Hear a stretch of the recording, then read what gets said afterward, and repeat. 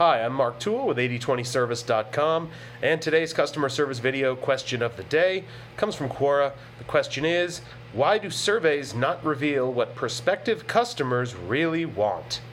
Well, okay.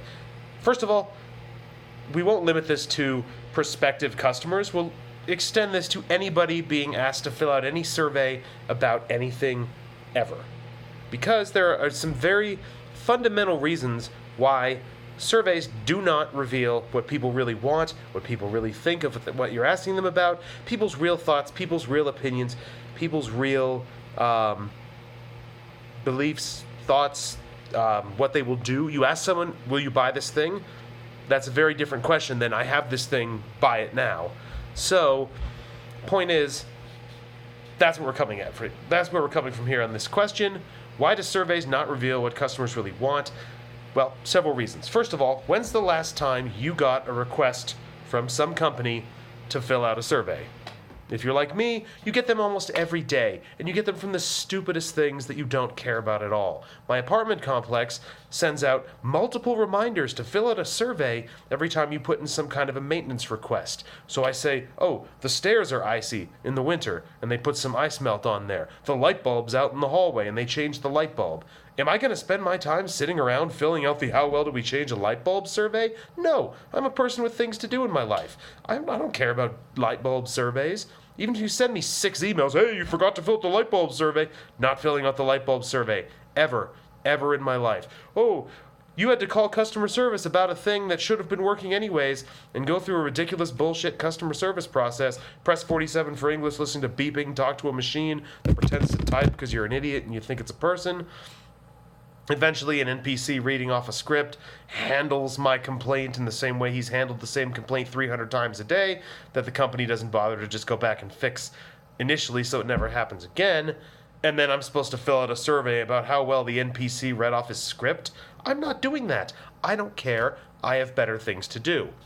Many of your better customers, your smarter customers, your more successful customers are the same way. If you're watching this video, it's likely that you're the same way, that you don't just simply fill out a survey just because someone asks you to. Oh, they asked me to fill out a survey, I better fill it out. Who does that? People who do what they're told, people who don't think, people who just, oh, survey, okay. How valuable is that person's opinion? Depends what you're asking them about, I guess, but that's one group who will fill out a survey. Who else is going to fill out a survey? People who are bored, people who have nothing else to do, elderly people, unemployed people, people who aren't that smart, aren't that busy, don't have any friends, losers, things like that. Oh, okay, I need something to do, some form of human connection, I'll fill out this survey. Great, you got that guy's opinion. Then you have maybe some more normal people who are going to fill out surveys. These fall into 2 categories. They are the people who already love you. They think you're the best. They don't just think you're good. They don't just like the product. They're obsessed with it. They probably have a t-shirt with your company name on it. They buy everything you create no matter what it is. They name their child after your thing or your product or something. All that stuff. Your biggest fans in the world, and they'll fill out a survey, and they'll say 10 out of 10, 10 out of 10, 10 out of 10, 10 out of 10, 10 out of 10. These guys are the best. Comment. You guys are the best, and I love you, and I have sexual dreams about you at night. The end. Okay. Nice if you need your ego stroked, but that doesn't help you with anything. That information is essentially worthless. But don't worry, it'll be balanced out by the last group of people who fill out surveys. Those are the people who absolutely hate you. These are the people who have created new social media accounts to go on there and complain about how bad you are. They promise to ruin your business and get the NPC customer service person they talked to fired because they didn't give them free shit and all this other stuff. You didn't make me. I bought this trading product on a $7 trial and it didn't make me $1 million off my $100 investment in the first 14 days. This is a scam. You guys are full of shit. That guy's going to give you a terrible score on any survey that you send out, and he's going to do it because he hates you, and he wants to, I don't know what he wants, feel good about himself, ruin your scores, get somebody in trouble, whatever it is, he's going to fill out that survey because he hates you.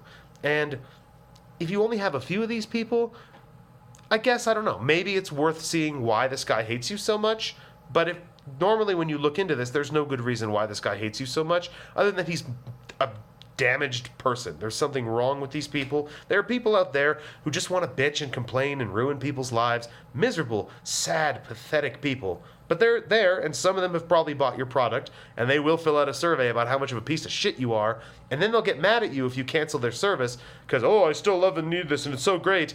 You hate it so much, go away.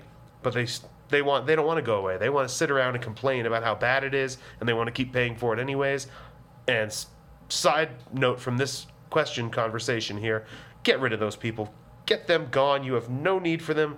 Remove them from your business in whatever way you can. But those are some reasons why surveys don't reveal what people, anyone, wants. Now, this is just looking at the people who fill out the surveys, the people who don't.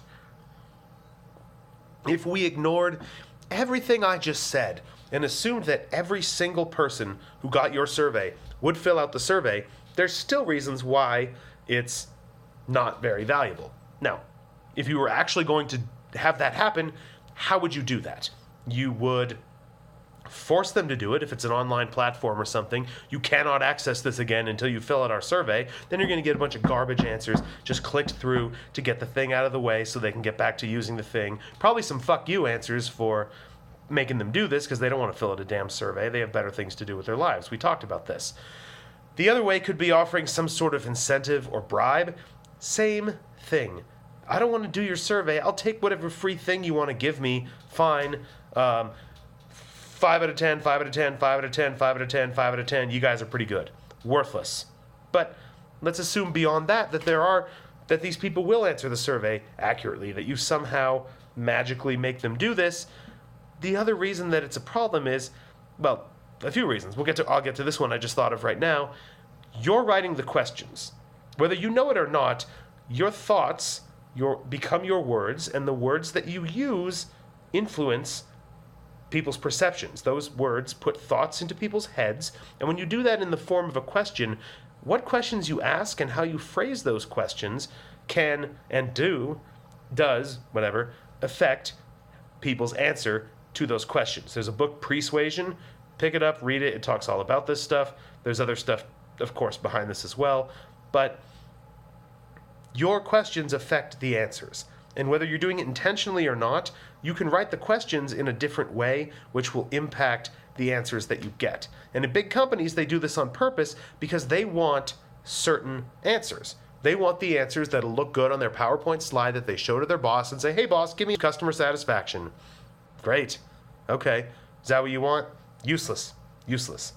The other reason, though, that I was going to say, even if people fill this out accurately, even if you somehow manage to ask the questions in a neutral way that doesn't impact anybody, which is impossible, people still don't know what they want, especially prospective customers. We talked about this at the beginning. If I ask you, hey, would you buy a product that had these following features? You might sit there and think, yeah, that sounds really good. I'd buy that product.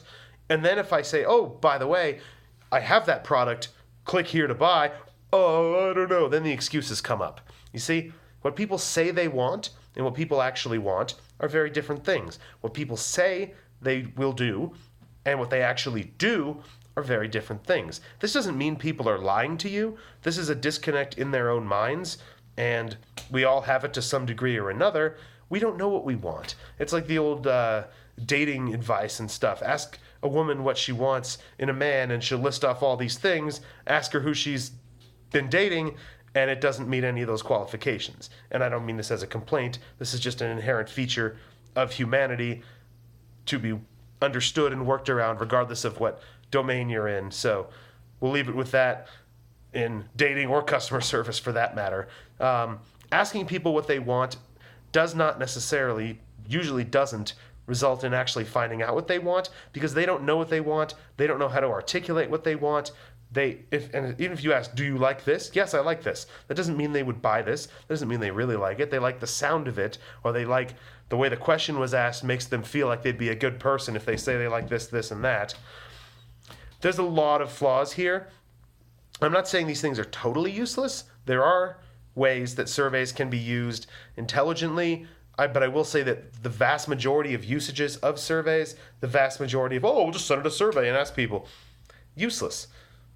close to useless, actually worse than useless, because it gives you data. It gives you data for all the reasons that we described, is pretty much not very valuable at all, but it looks like a thing. It looks like real numbers, and you can put it on a graph and go, oh, there's the customer satisfaction, we're doing so well.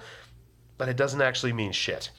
And that's the danger of it, is that it puts a false air of science on a thing that's just sort of nonsense.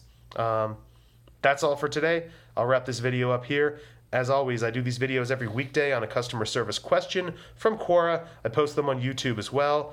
And I write regularly on business and customer service topics and questions in response to questions on Quora, but also on the website 8020service.com, which I also have a daily email list there, which you can get on if you're interested in this stuff. That's all. You like this video, like, thumbs up, subscribe, follow, all that good stuff. And since today's Friday, I'll be back on Monday with another video.